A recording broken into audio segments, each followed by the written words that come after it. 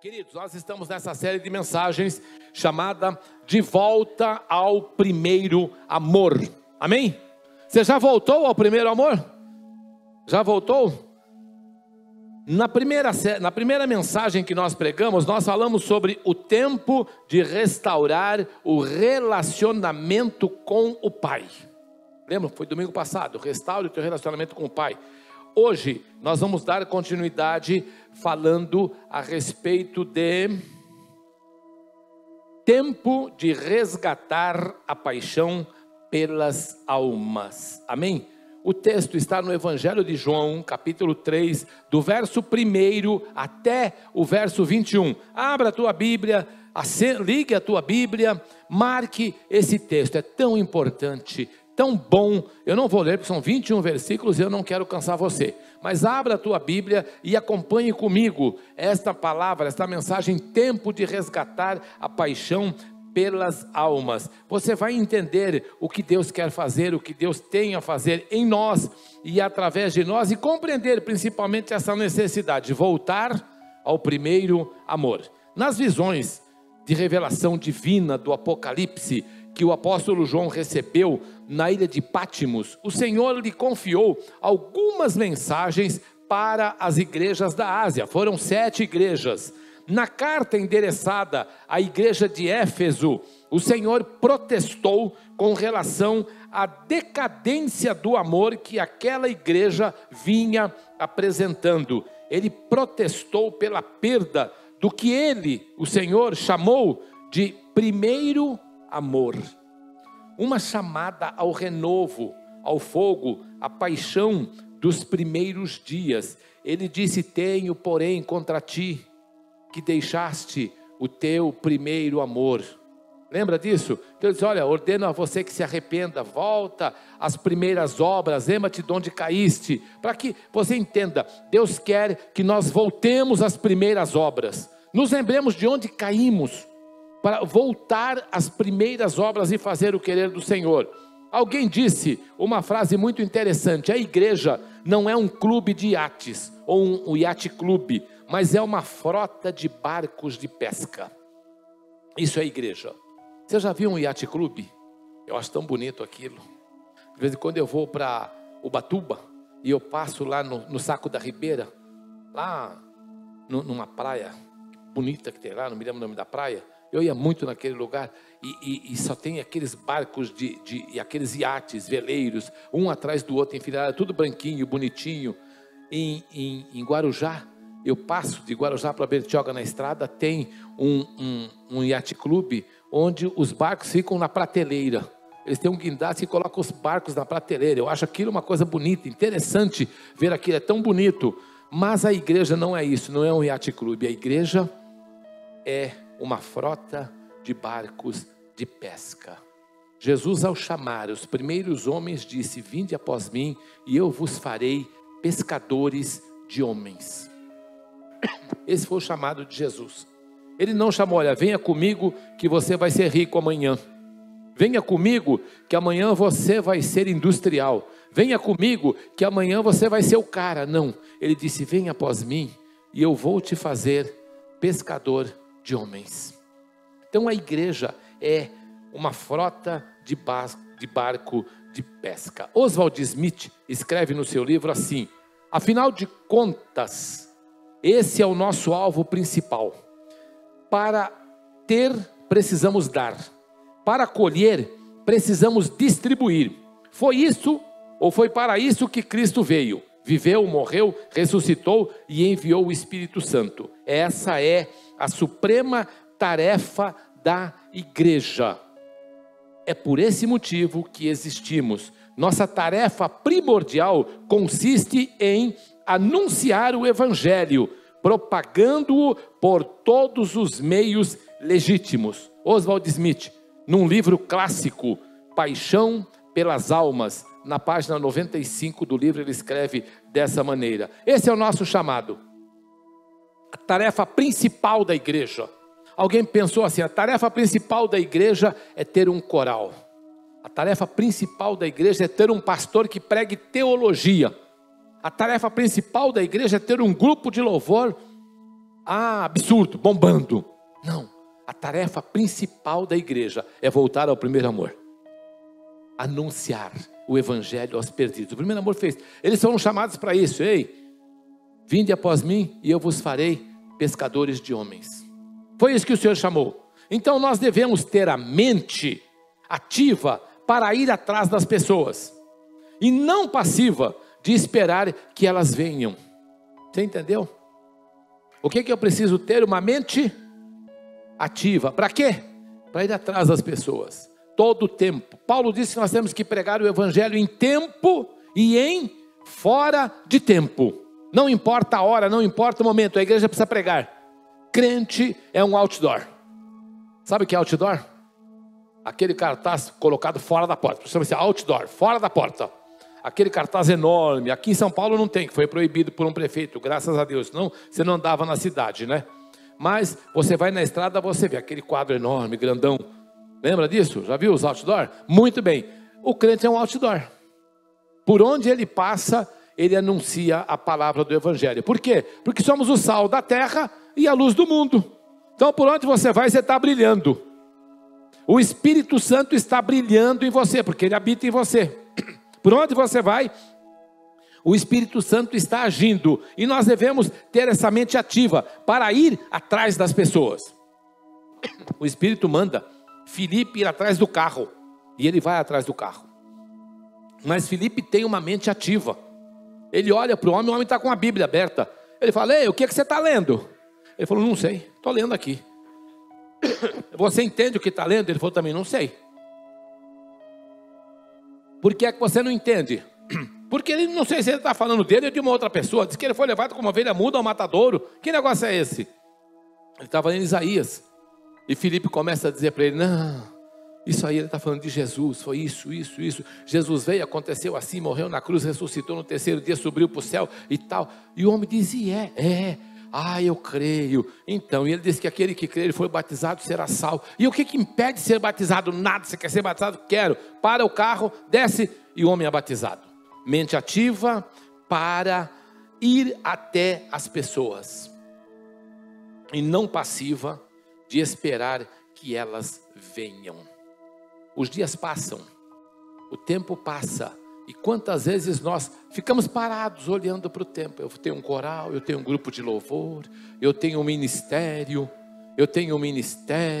eu sou isso, eu sou aquilo, e o Senhor está dizendo, vinde após mim, e eu vos farei pescadores de homens. Só isso. Tudo que Jesus espera de cada um de nós. Então eu quero que você entenda, interiorize dentro de você esses 3 princípios fundamentais para você ter paixão pelos que ainda não têm Jesus como Salvador em suas vidas. Amém? Se você quiser, escreva. Primeiro princípio, o tamanho do amor de Deus pelo mundo. João 3:17. Porque Deus enviou o seu Filho ao mundo, não para que condenasse o mundo, mas para que o mundo fosse salvo por ele. Essa palavra, Jesus fala a um religioso. Se você leu a Bíblia aí, se você leu o texto que eu pedi para você ler, Evangelho de João capítulo 3, você vai entender que Jesus está falando com um homem chamado Nicodemos. Lembra dele? Príncipe dos judeus, fariseu, doutor da lei, conhecedor de tudo. Mas ele vai a Jesus para entender o que é que Jesus estava fazendo, qual era o ministério de Jesus, o que Jesus estava pregando.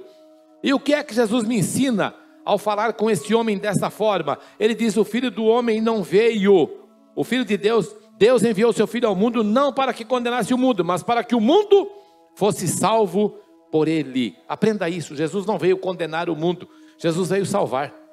De vez em quando eu vejo alguém pregando, Jesus vai descer a mão, vai matar todo mundo. Não vai não, ele veio aqui para salvar. A finalidade de Jesus é que o homem seja salvo, se arrependa e receba a vida eterna. Esse é o chamado e essa é a verdade. Então nós precisamos aprender uma coisa, queridos: amar mais e julgar menos. Repita comigo: amar mais e julgar menos. Não, mas eu quero ouvir. Vocês estão com dificuldade de falar? É trava-língua, é? Não, né? Dá para falar? Porque a gente encontra uns trava-línguas, né, na frente da gente, né? Já viu aquele trava-língua assim? O que é original não se desoriginaliza? Fala. O que é original não se desoriginaliza. É tão fácil de falar, fala. Viu? Isso é um trava-língua. Mas o que eu estou pedindo para você falar não é isso. Fala aí, amar mais e julgar menos. Amar mais e julgar menos. Esse é o chamado da igreja. Esse é o chamado daquele que serve ao Senhor. Amar mais e julgar menos. Oh, queridos, de vez em quando eu olho para a igreja e a igreja está vestida de toga. Togada. Parece os caras lá do Supremo, né? Do STF. Fazendo o quê? Olha aquela irmã. Olha o brinco dela. Olha essa daqui. Mascando chiclete. Olha aquela lá lendo. Olha aquele outro lá, olha, vendo o celular. Olha aquele fazendo não sei o quê. Olha aquele lá de boné. Olha aquele com o braço cruzado. Ei, você foi chamado para ser juiz? Foi? Ele disse, você vai ser juiz do mundo? Foi isso que ele chamou? Não. Ele te chamou para quê? Amar mais e julgar menos. Esse é o chamado da igreja. Por isso, a igreja nos dias atuais, nós ouvimos uma conversa. A igreja só fala, só prega, só diz, só anuncia, só está trazendo ódio. Só viu as pessoas dizendo que a igreja só está... Mentira! Mentira do diabo, é um sofisma. A igreja foi chamada para amar. E o evangelho é amor. E Deus é amor. E nós estamos aqui para amar. Amém? Amar mais e julgar menos. Aprendeu? Segunda coisa, a profundidade dos nossos pecados. Qual era a primeira mesmo? Não. Não era não. Qual era a primeira mesmo? Eu vou voltar. Olha, vou voltar, não, ela está aí, não está não? Não. Não. Cadê? Não quer voltar? Ó menino, travou aqui. Espera aí, vocês estão fazendo aí, não?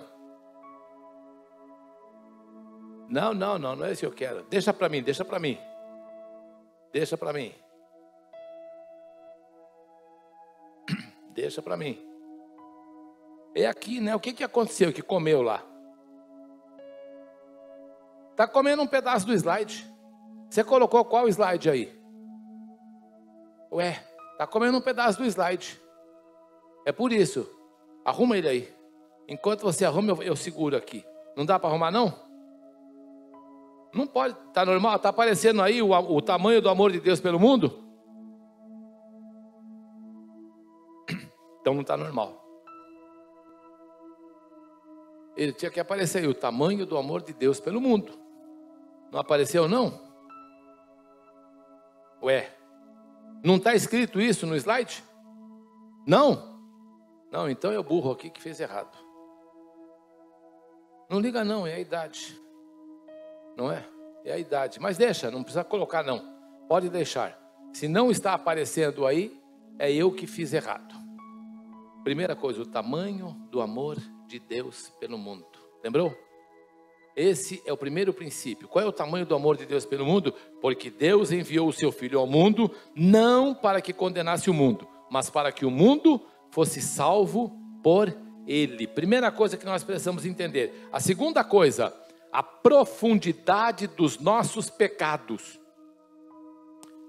Por isso te digo que os seus muitos pecados lhe são perdoados, porque muito amou.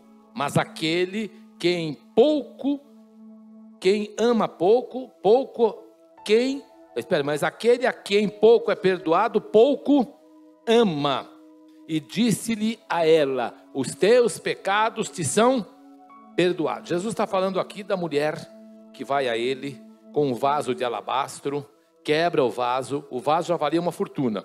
Ela quebra o vaso, dentro do vaso tem uma unção, um perfume, que era nardo puro, que valia outra fortuna. E alguém diz assim, puxa vida, isso era suficiente, era um ano de trabalho de uma pessoa, era 300 dinheiros. Um dinheiro era um dia de trabalho de um trabalhador. E aquilo ali representava praticamente um ano de trabalho de uma pessoa, o valor daquele dinheiro. E alguém disse, isso devia ser dado aos pobres e não quebrado aos pés de Jesus. Devia ser vendido e ter dado aos pobres. Mas Jesus diz dessa maneira: por isso te digo que os seus muitos pecados lhe são perdoados, porque muito amou. Mas aquele a quem pouco é perdoado, pouco ama. E diz a mulher, os teus pecados te são perdoados. Amém? Jesus fala a quem? A uma mulher pecadora. Jesus fala a uma mulher que cometia pecados, que errou, que tinha uma porção de coisa, mas ela vai aos pés de Jesus e se coloca reconhecendo a multidão dos seus pecados. Ela não tinha toga, ela tinha um fardo nas costas, um fardo de pecados.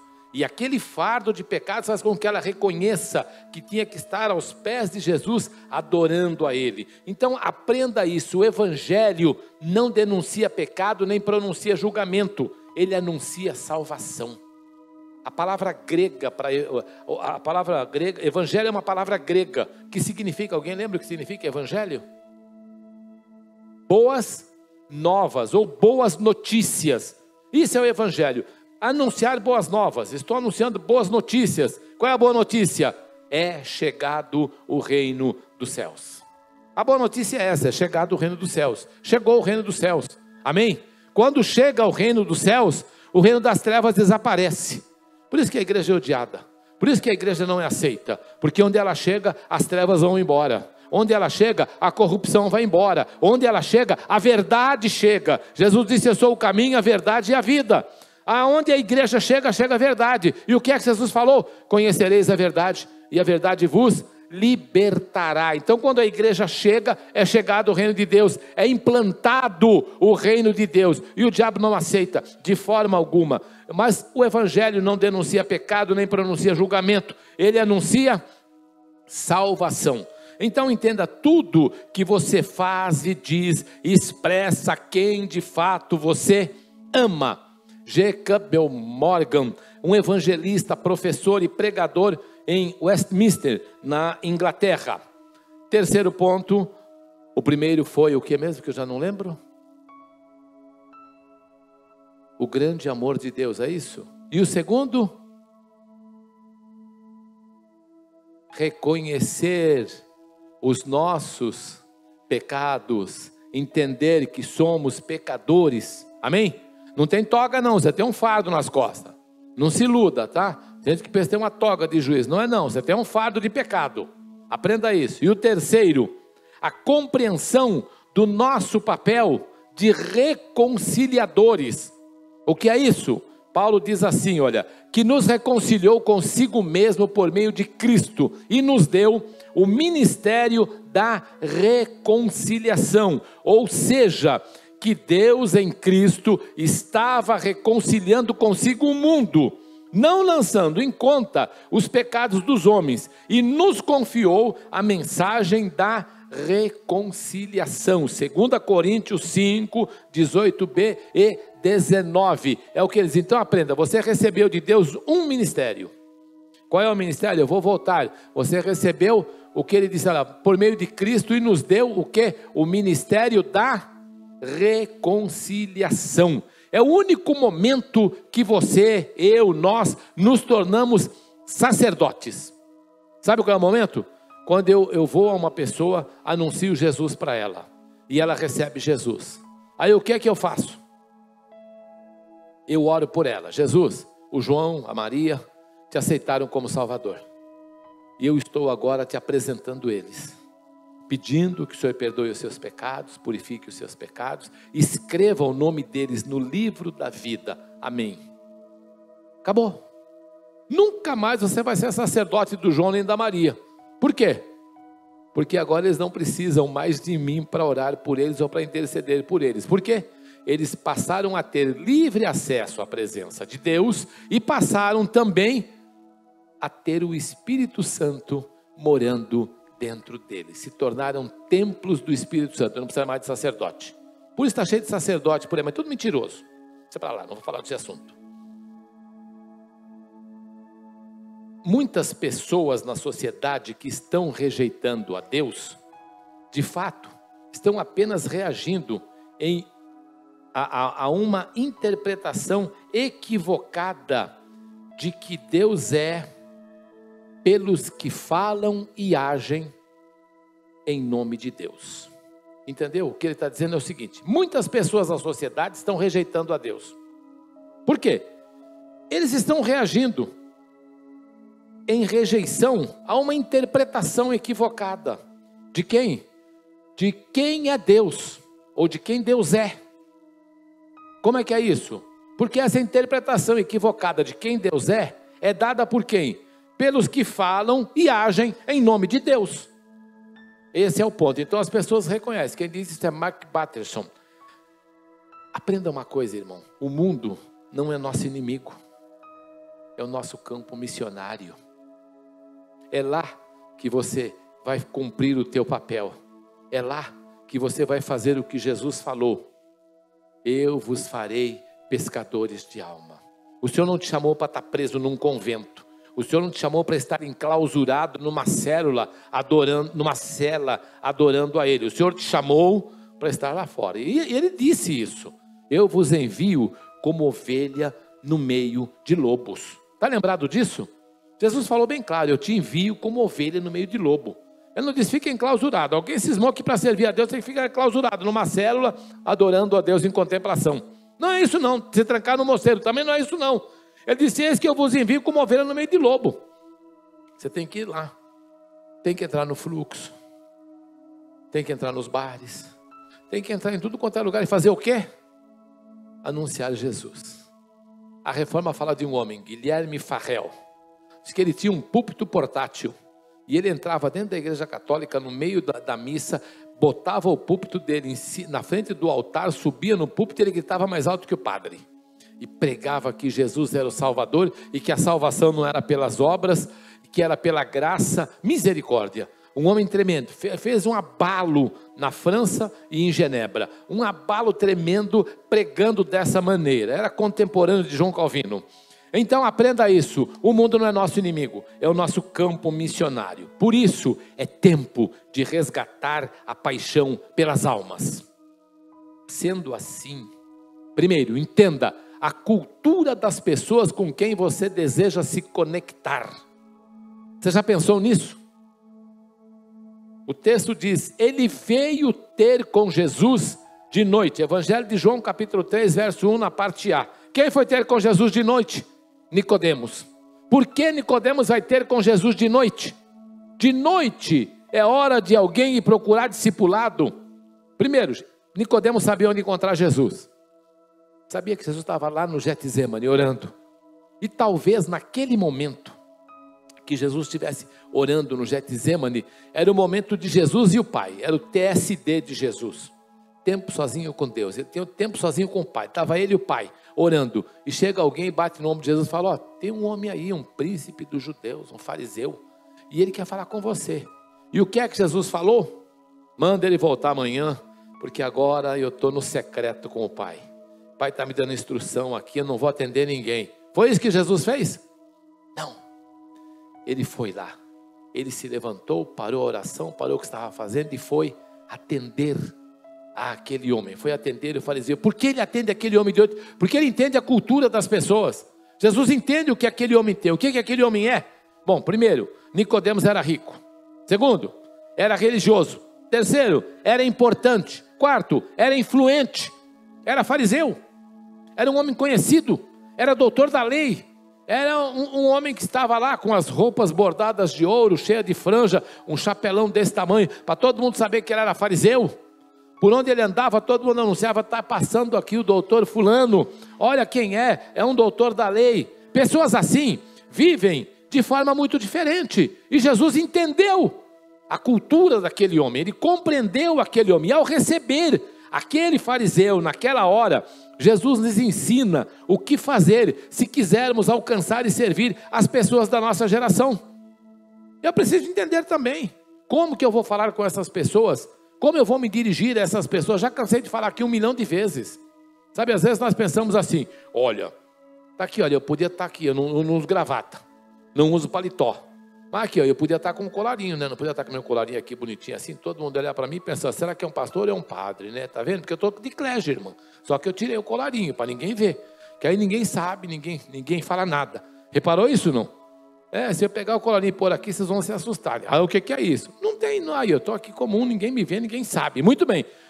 O que eu preciso aprender e o que eu preciso entender? A cultura das pessoas, como as pessoas são, como as pessoas vivem, como as pessoas pensam. Cada pessoa, misericórdia, dizia assim, que cada cabeça é um mundo.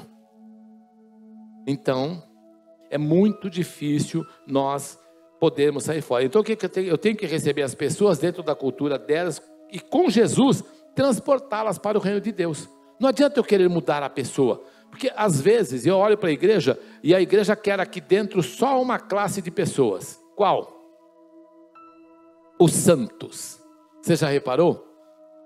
Para entrar naquela porta aqui para cultuar a Deus tem que ser santo. Aí a igreja fica vazia, porque não existe santo no mundo. A igreja fica vazia. Se tivesse santo no mundo seria, mas não tem. O dia que eu for santo, Jesus me leva. Por isso que eu continuo pecador, viu? Não é assim?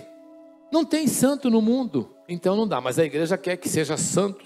Para entrar tem que mudar. O cara só entra se deixar o vício, se deixar isso, se deixar aquilo, se deixar aquilo outro, que não sei o quê, que isso não pode, que aquilo não pode. E a gente começa a julgar. Volta a pôr a toga nas costas e começa a julgar. Não pode, não pode, não pode, não pode. Quando chega uma hora você diz, pode o quê? Nada. Você não pode nada. Você não pode nem respirar, que se respirar é pecado. Bem, Salomão disse que tudo é vaidade debaixo do céu. E vaidade é pecado? Pronto. Então, acabou. Se tudo é vaidade e vaidade é pecado, como é que nós estamos? Pois é. Então, o que eu preciso fazer? Receber as pessoas dentro da cultura delas. E depois, com Jesus, transportá-las para o reino de Deus. Ele vem, eu recebo, abraço, amo, compreendo. Agora em Jesus, ele vai ser mudado, vai ser transformado. Paulo disse, transformai-vos pela renovação do vosso entendimento. Aí ele vai entender, ele vai compreender e vai entrar nessa viagem de entender o que Jesus está fazendo e vai transformar a vida dele. Mas quem vai transformar é ele, não sou eu. Quem vai mudar é ele, não adianta eu dar para ele. Então a chave é, não tem que ser do nosso jeito, mas do jeito deles. Não tem que ser como eu quero, mas como eles podem. Não tem que ser como eu determino, mas como eles entendem. Por quê? Porque o Espírito vai trabalhar no coração dele. E eu li na Bíblia que é o Espírito Santo que convence o homem do pecado. Você já leu? Não é eu, não é a minha doutrina, não é o meu culto, não é a minha maneira de falar. É o Espírito Santo que convence o homem do pecado. Então nós, cristãos evangélicos, temos uma tendência de pensar que todo mundo pensa como nós, né? Por isso a gente tem até o nosso evangeliquez, né? Varão, varoa, vaso, vasilha, sei lá. A gente tem tanto nome que dá até medo, né? Por quê? E de vez em quando você vê um crente falando, você se assusta. Já reparou ou não? Você vê um crente falando, você se assusta. Porque o que ele está falando? Eu não estou entendendo o que ele está falando. Exatamente porque nós somos assim. Então o que é que você precisa fazer da cultura daquela pessoa, daquele lugar, daquela família, daquele ambiente, para chegar mais perto, para construir uma ponte? O que eu preciso fazer? Eu preciso ser como Jesus. Ou então fazer um curso de missões transculturais, não é? Quem sabe eu vou entender um pouco melhor, mas basta ser como Jesus. Por quê? Porque Jesus entende as pessoas. Eu vou mais, Jesus entende você. Você é complicado? Hein? Conta para mim, você é complicado? Porque, mano, eu sou. De vez em quando a cabeça aqui dá uns negócios assim, o tico e o teco se encontram assim, começa aquele negócio que misericórdia. O que eu sou? Não sei mais, me perdi pelo meio do caminho. Mas Jesus me entende. Jesus me conhece. Jesus sabe quem eu sou. Ele disse para Filipe, o que ele disse? Você lembra o que ele disse para Filipe? Eis aí, um israelita em quem não há dolo. Filipe? Natanael, estou viajando já, agora já viajei. Ele disse para Natanael, eis aí, um israelita em quem não há dolo. E Natanael, você me conhece de onde? Ele falou, Natanael, desde quando você estava lá debaixo da figueira. Lembra disso? Evangelho de João, capítulo 1. Você vai entender isso. Evangelho de João, capítulo 1? Acho que é, não sei. Bom, É tempo de resgatar a paixão pelas almas. Sendo assim, seja uma pessoa simples. Jesus diz a Nicodemos: ninguém pode ver o reino de Deus se não nascer de novo. João 3,3. Se o evangelho de Jesus é simples, aprenda uma coisa: seja normal, seja original, seja você. Um cristão não precisa ser uma pessoa esquisita, extravagante, diante da sua cultura local, sabe? A teologia é uma coisa complexa, viu? Complicada. E muitas estão erradas. Podem estar certas, podem estar erradas, não sei. Mas a verdade é que são pensamentos humanos sobre Deus. Quando eu falo de teologia, o que é teologia? Estudo de Deus. Deus. Logia, ciência. Ou estudo. Estudo de Deus. O que eu estou aprendendo? São pensamentos humanos a respeito de Deus. É o que o homem acha que Deus é. Então, seja essa teologia católica, reformada, tradicional, pentecostal, liberal, ortodoxa, é o pensamento do homem a respeito de Deus. Mas entenda, Jesus não pregou teologia. Ele nos ensinou sobre o reino. Ele disse: é chegado o reino dos céus. Aprenda isso, apenas isso. Ele não trouxe teologia, ele não trouxe nada. Quanto menos simples formos na entrega das respostas, menos efetivos seremos. Vamos ter mais dificuldade de alcançar as pessoas. Olha, a teologia liberal em geral causou um estrago quase irreversível na igreja protestante. Então nós precisamos responder as perguntas que as pessoas estão fazendo, e não trazer os nossos entendimentos. Eu sei uma coisa, irmãos, tem igrejas hoje, que se tornaram o jornal de ontem. O que o jornal de ontem tem? Alguém lembra o que o jornal de ontem tem? Notícia velha, que foi ontem. O que o jornal de ontem tem? Notícia velha. Reparou isso, não? Mas a nossa função é pregar o quê? O evangelho. E o evangelho significa o quê? Boas notícias, boas novas. Entendeu? Não é o jornal de ontem que tem notícia velha. O evangelho, ele continua trazendo boas novas. Ele continua trazendo boas notícias. Tem algumas igrejas que se o século 20 voltar, elas estão prontas para o século 20. Redondinha, do jeito que o século 20 quer. Mas aprenda uma coisa, nós entramos no século 21. E nós estamos vivendo um tempo chamado era pós-moderna. Sabia não? No século 20 era moderna. Mas nós estamos agora na era pós-moderna. No século 20, o que valia era o capital. Quem tem dinheiro tem alguma coisa. No século 19, o que valia era a terra, a agricultura. Quem tem terra tem alguma coisa. Mas no século 21, o que vale é outra coisa. Inteligência. A moeda de hoje é inteligência. Você quer ver uma coisa? A maior empresa de transporte do mundo não tem um carro. Você conhece? Conhece essa empresa? A Uber. Você vai no mundo inteiro, ela não tem um carro. Mas o cara teve uma inteligência de fazer um aplicativo e o cara está milionário. Quer um outro exemplo? A maior empresa de acomodação de pessoas, de hotelaria, de aluguel para as pessoas, para lazer, não tem um quarto. Como é que se chama? Airbnb. Vocês já usaram 1 milhão de vezes, ou não usaram? Já usou, né? Eu vivo usando o Airbnb, é a minha paixão. Eu vou viajar, Airbnb. Por quê? Porque eu encontro o que eu preciso. Não tem um quarto. O que é isso? Inteligência. Está entendendo? Estamos na era pós, mas tem igreja que, se o século 20 voltar, ela está redondinha para ele. Por quê? Porque é o jornal de ontem. Não está anunciando o evangelho nem as boas novas. Continuam sendo Gabriela. Eu nasci assim, vou morrer assim, vou ser sempre assim. Não muda, não altera e também não cresce. Amém? A coisa mais antagônica para um pregador do evangelho ou para a igreja cristã é ser irrelevante na sua mensagem. É pregar sem pregar. Seja como Jesus, seja real, seja pessoal, seja profundo. mas seja simples. Jesus nunca fez nada de extraordinário, foi simples. Aprenda isso, Jesus é simples. Repita comigo, Jesus é simples. Ele não prega teologia nem rebuscado. O que ele veio? Ele disse: o Filho do Homem veio buscar e salvar o que se havia perdido. Acabou, eu vim aqui para isso. Como é que você vai fazer? Eu não sei, eu vim aqui para isso. Ele só falou isso. Mas ele fez a obra redentora ao morrer na cruz e dizer: está consumado. Acabou. Ele sabia o que estava fazendo. É tempo de resgatar a paixão pelas almas. Sendo assim, invista tempo na vida das pessoas mais interessadas. Olha o que Jesus fez. Perguntou Nicodemos: como alguém pode nascer sendo velho? É claro que não pode entrar pela segunda vez no ventre da sua mãe e renascer.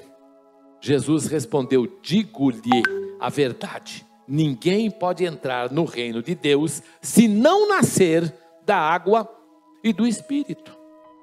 Jesus recebeu aquele fariseu, entendeu a cultura dele, ouviu aquele fariseu, falou com aquele fariseu, ilustrou, argumentou, ensinou com toda a atenção. Sabe o que é que Jesus fez? Eu vou usar uma palavra que todo evangélico gosta. Jesus pagou o preço para ganhar aquela alma. O preço de aturar o cara da hora errada, o preço de receber o cara na hora errada, de aturar as perguntas tortas dele. O cara não entendia nada. Jesus falou: tem que nascer de novo. Mas como é que eu vou voltar para o ventre da minha mãe e nascer? Ele não entendia nada. Jesus paga o preço por isso. Por quê? Porque Jesus ama aquela vida perdida. Então, entenda, a melhor definição de amor é o tempo. E o melhor tempo é agora. Amanhã eu vou em busca das almas perdidas. É agora. É agora. É agora que eu preciso ser sal da terra e luz do mundo. É agora que eu preciso me levantar e entender a urgência de levar a mensagem do Evangelho. É agora que eu preciso me levantar e entender o que Deus quer fazer através de mim, através da minha vida.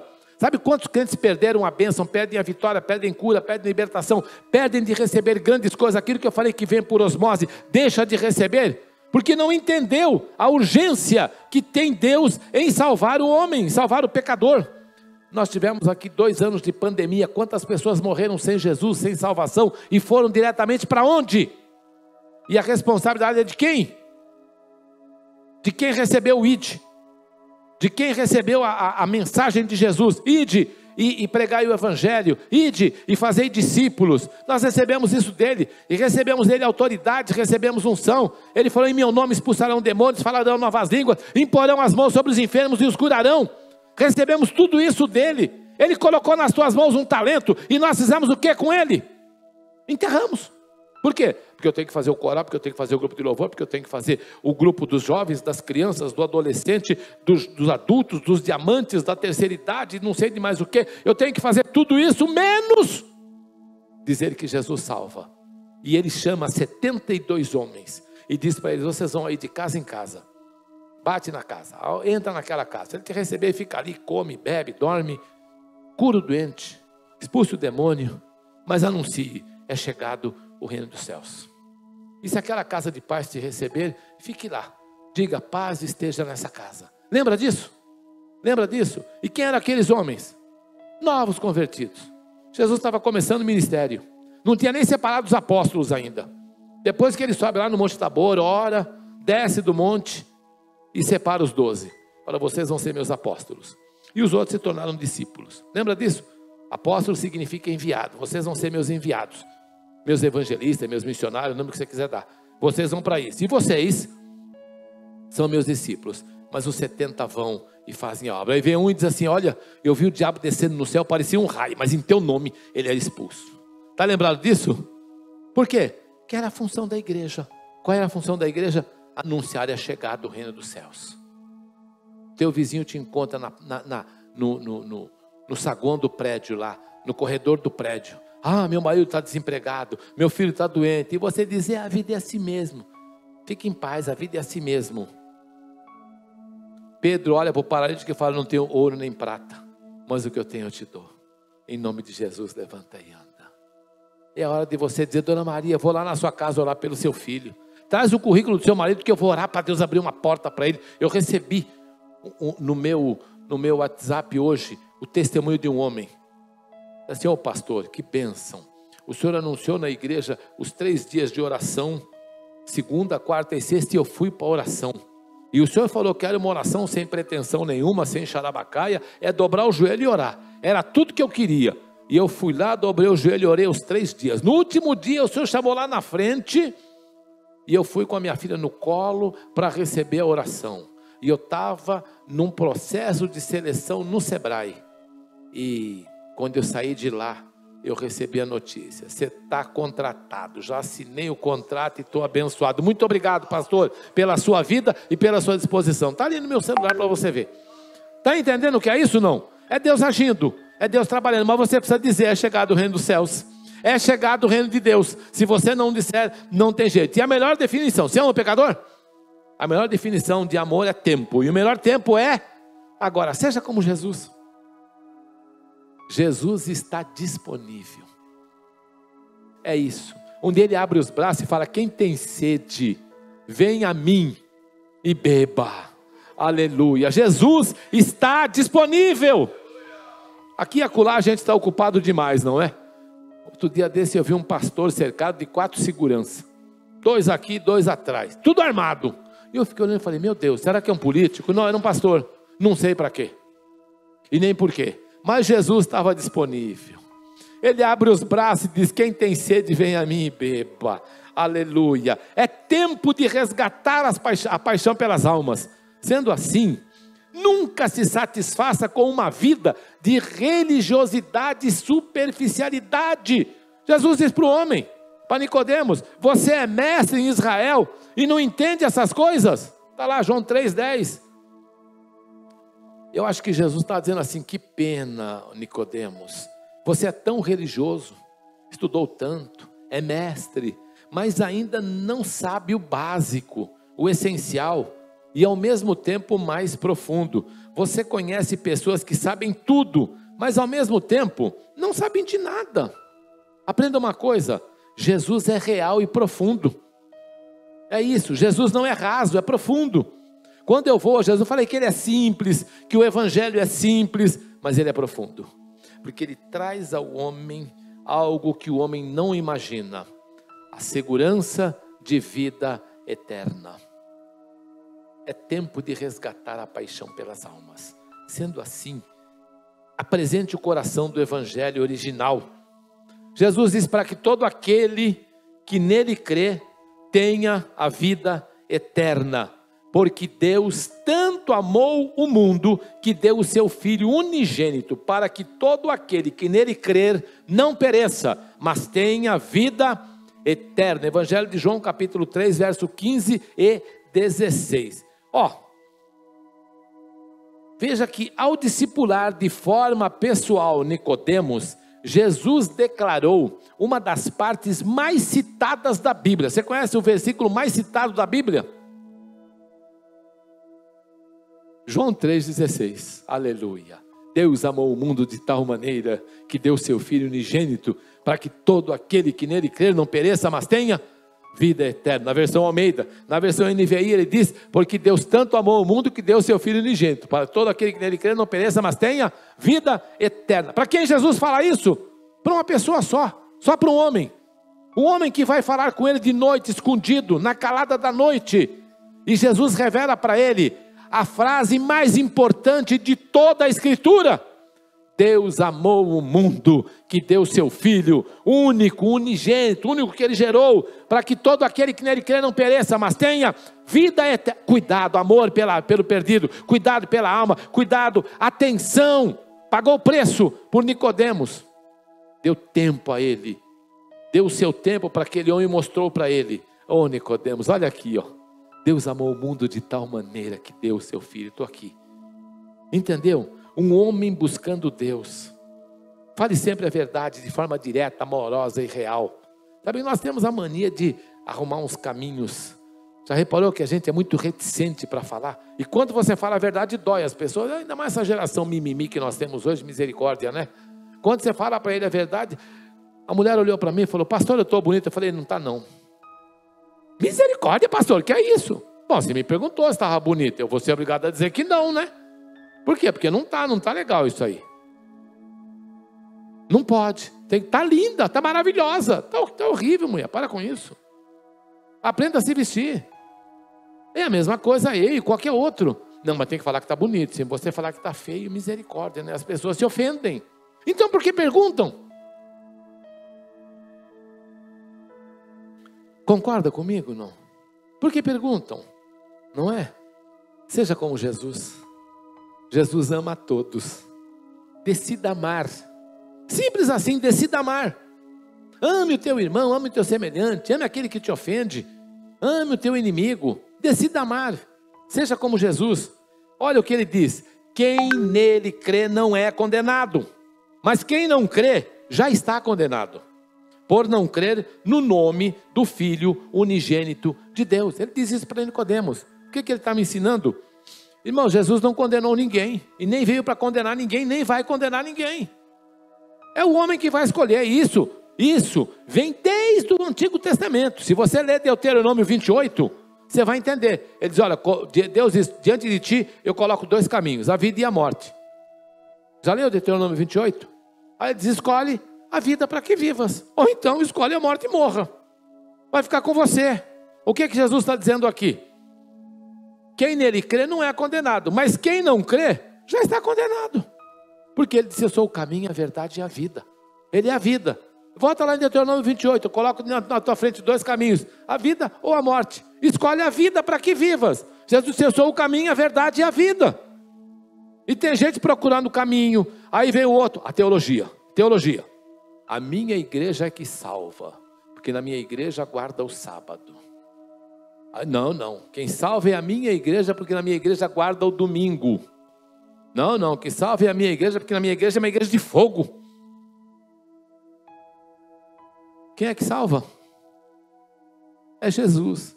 E ele, se você crê nele, você é salvo. Se você não crê, está condenado. Não tem meio termo. Não existe meio termo. Amém? É tempo de resgatar o amor ou a paixão pelas almas. Sendo assim, leve a mensagem de salvação e não de condenação. Pois Deus enviou o seu Filho ao mundo não para condenar o mundo, mas para que o mundo fosse salvo por meio dele. João 3,17. Não seja uma igreja de condenação, mas uma igreja que prega o Evangelho. O Evangelho significa o quê? Boas novas. Somos agentes de reconciliação. Lembrou que você tem um ministério, o ministério da reconciliação? Somos pregadores de esperança e não de medo. Somos o povo da inclusão e não da exclusão. A igreja é aquele que abre os braços, como disse Jesus: quem tem sede, venha a mim e beba.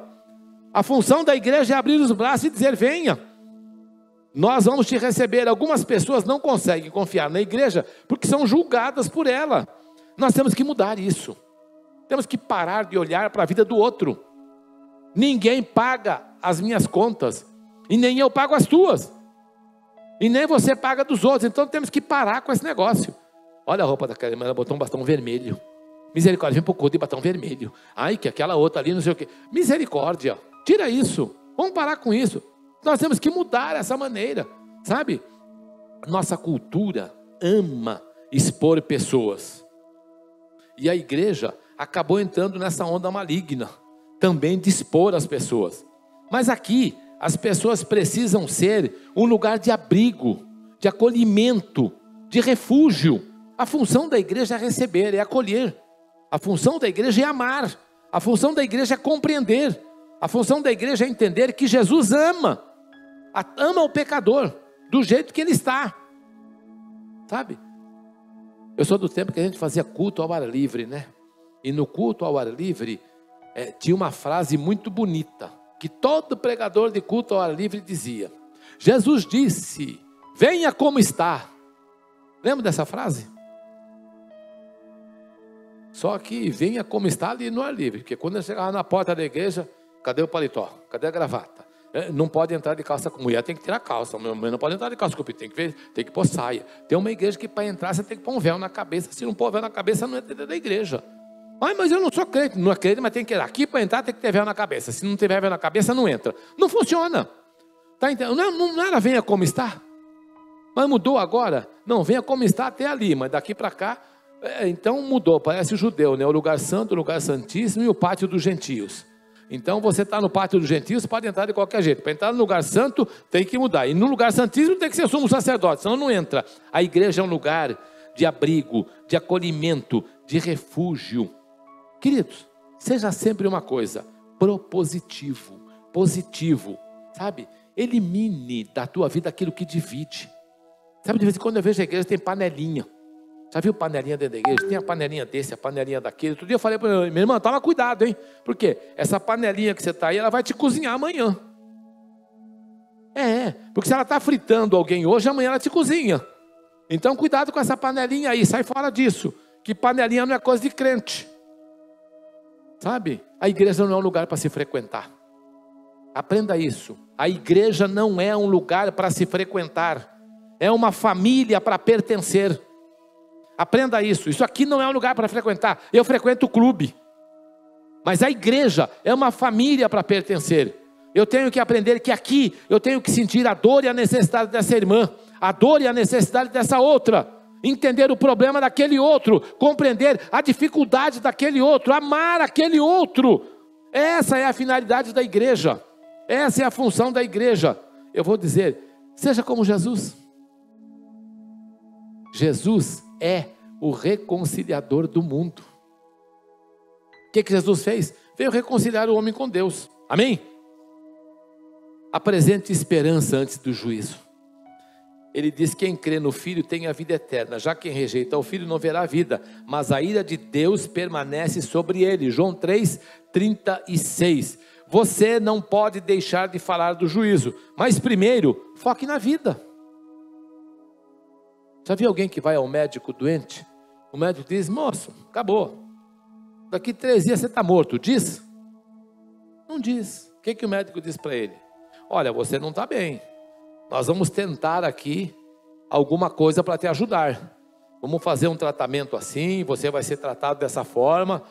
Se não der certo, a gente te põe na UTI, vai te entubar. Mas vamos fazer tudo para que você tenha vida.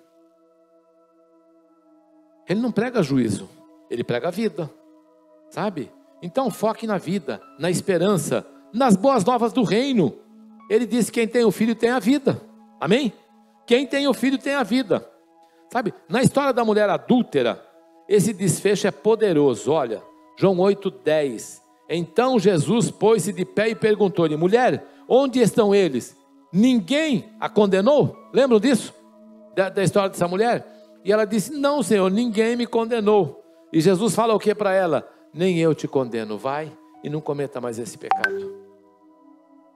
Mas a lei trouxe ela para quê? Para ser apedrejado. Então, em dias de morte, reafirmar sempre: quem tem Jesus tem tudo. Reafirmar misericórdia. Volto a dizer, seja como Jesus, amém? E eu vou concluir dizendo o seguinte: essa é a nossa maior missão. Essa foi a missão de Jesus. Qual é a missão de Jesus? Ele disse assim: pois o Filho do Homem veio buscar e salvar o que estava perdido. Jesus não veio para outra coisa, ele veio buscar e salvar o que estava perdido. Jesus veio salvar as pessoas que precisavam de vida eterna, amém? Jesus sempre teve esperança. Aprenda isso, a esperança que você precisa e busca está em Jesus, não está em outra coisa. O evangelho real é um lugar de reencontro, é um lugar de encontro, é onde você se encontra com Deus, onde você se posiciona em Deus, onde você recebe o melhor de Deus, onde você adora a Deus. O evangelho é um lugar onde você encontra com Deus, encontra com misericórdia, encontra com amor, encontra com a vida eterna. Isso é o evangelho. Não é justiça, não é julgamento, amém? Está escrito: por meio de nosso Senhor Jesus Cristo, mediante quem recebemos agora a reconciliação. O que é reconciliação? Eu voltei à presença de Deus, eu me reconciliei, retomei novamente a minha amizade com Deus. Romanos 5:11. E a Bíblia me diz: porque os olhos do Senhor estão sobre os justos e os seus ouvidos estão atentos à sua oração. Você tem orado? Deus está ouvindo a tua oração. Os ouvidos de Deus estão atentos à tua oração. Aprenda isso. Deus está ouvindo a tua oração. Deus está recebendo a tua oração. Sabe? 1 Pedro 3,12. Então fique atento. Vamos ficar em pé. Deus te abençoe. É tempo de restaurar a paixão pelas almas. Amém? É tempo de restaurar a paixão pelas almas. Então comece a pensar. Nós precisamos evangelizar, precisamos anunciar o evangelho, precisamos falar de Jesus para as pessoas, precisamos mostrar para as pessoas que a igreja é inclusiva. A igreja não exclui ninguém, a igreja não rejeita ninguém, a igreja recebe todo aquele que entra pelas portas. Amém?